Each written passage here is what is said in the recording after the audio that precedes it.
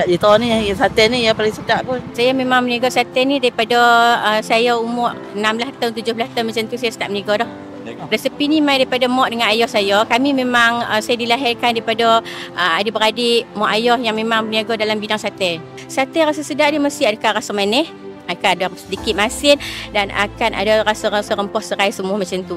Kalau kurang manis memang sate tu kurang sedap lah bagi saya lah. Dan cita rasa customer pun yang mana mai kebanyakan memang cakap benda yang sama. Sate saya memang akan rasa manis. Termasuklah kuah pun memang kena sedap lah, akan rasa manis, rasa pedas macam tu. Kalau kurang manis tu bagi saya memang kurang sedap lah.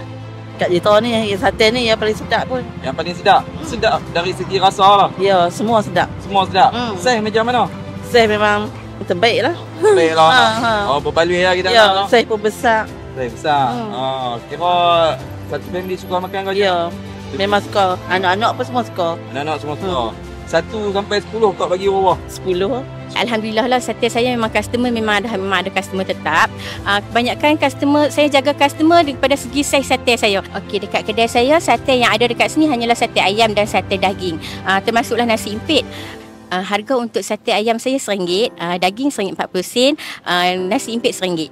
Waktu operasi setiap hari saya tak ada cuti, kecuali ada kecemasan saya akan cuti. Start 4:30 petang sampai 10 malam. Lokasi saya di dataran Tanah Merah, Jitra, berhadapan Pusat Rawatan Masuri.